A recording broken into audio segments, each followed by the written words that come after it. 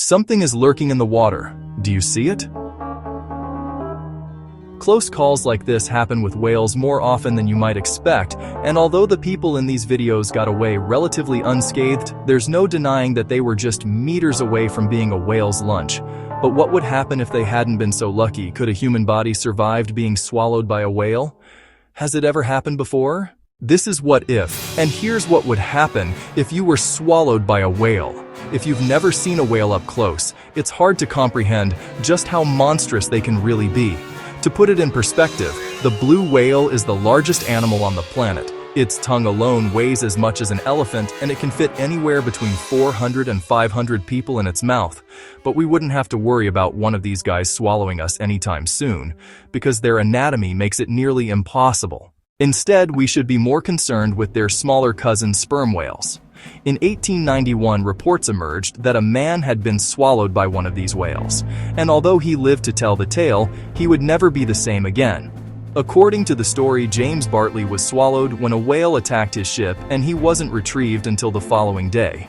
When the crew found and killed the whale, they quickly brought it on board their ship and cut it open, revealing an unconscious but very alive James Bartley.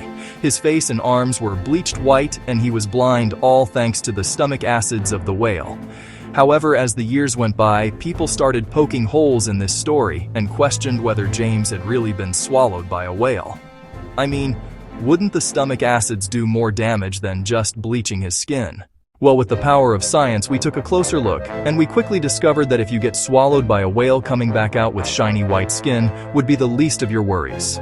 Okay, so the first thing you'd have to worry about once you were swallowed would be getting shredded to pieces by the sperm whales. Impressive set of teeth. Each tooth is approximately 20 centimeters long.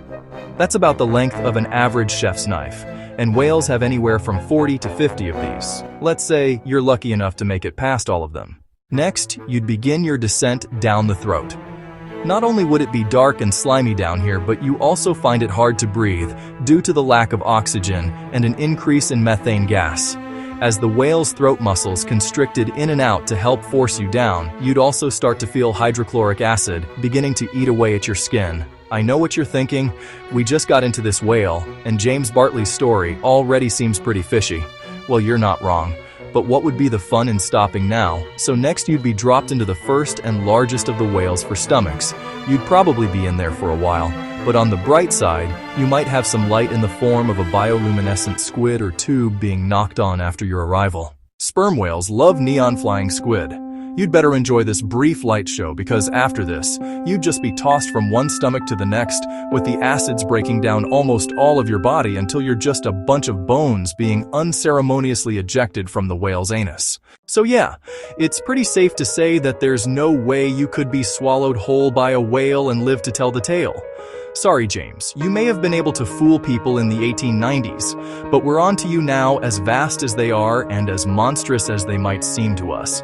Whales actually have no interest in eating humans, and if they could talk, they would probably make a point of telling us that. But that's a topic for another what if.